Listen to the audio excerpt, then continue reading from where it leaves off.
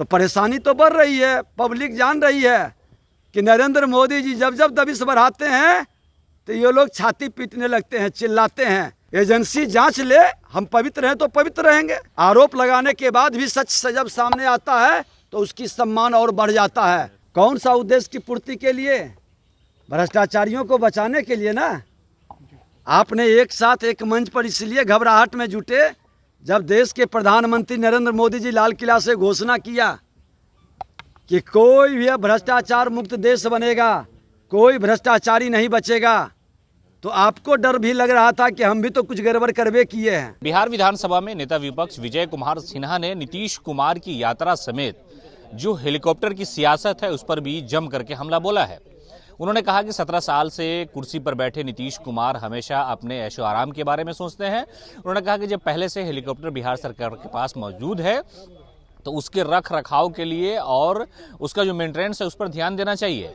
लेकिन उन्होंने नया हेलीकॉप्टर, नया जेट खरीद लिया है। इसके साथ ही साथ जो यात्रा होने वाली है नीतीश कुमार की, जो लोगों को जागरूक करने के लिए शराबबंदी के बाद जो वाकया हुआ, हंगामा हुआ और विपक्ष ने जिस तरह से हमला किया, उसके बाद लगातार ये कहा जा रहा है सत्तापक्ष के लोगों की तरफ से कि लोगों को जागरूक करने की ज़रूरत है।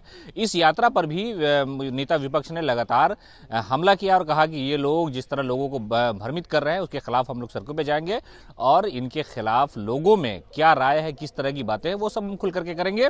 कई ऐसे मुद्दों को लेकर के नेता विपक्ष ने सरकार पर, खासतौर से मुख्यमंत्री नीतीश कुमार और तेजस्वी यादव पर हमला बोला है। क्या कुछ उनका हमला है, क्या कुछ सरकार के खिलाफ वो बोल रहे हैं, पूरा वीडियो आप खुद ही सुनिए।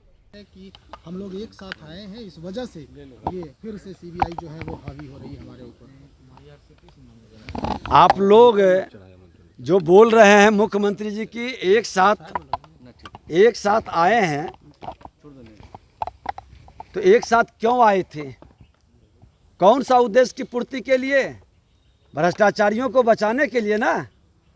आपने एक साथ एक मंच पर इसलिए घबराहट में जुटे जब देश के प्रधानमंत्री नरेंद्र मोदी जी लाल किला से घोषणा किया कि कोई भी भ्रष्टाचार मुक्त देश बनेगा, कोई भ्रष्टाचारी नहीं बचेगा, तो आपको डर भी लग रहा था कि हम भी तो कुछ गड़बड़ करवे किए हैं और जो गड़बड़ किया है सबको एक मंच पर ले आओ ताकि हम सब लोग बच जाएंगे।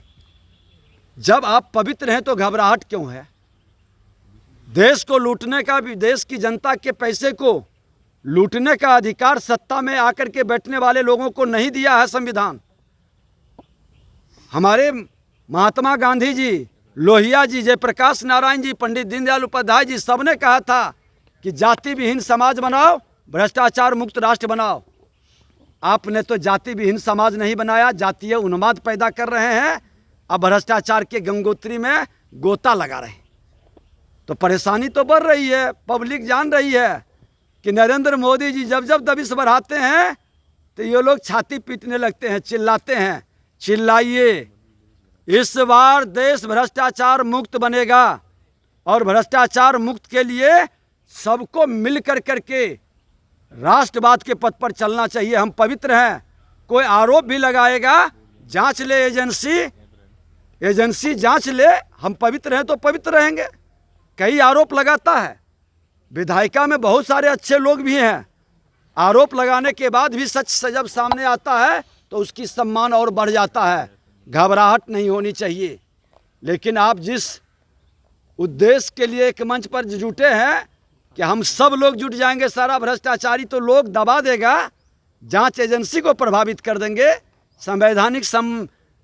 संवैधानिक संस्थाओं पर विश्वास व्यक्त करने की बजाय उसकी खिल्ली उड़ा रहे हैं, उसको डराने धमकाने का खेल खेलिएगा तो परिणाम के लिए तैयार रहिए। चिराग पासवान ने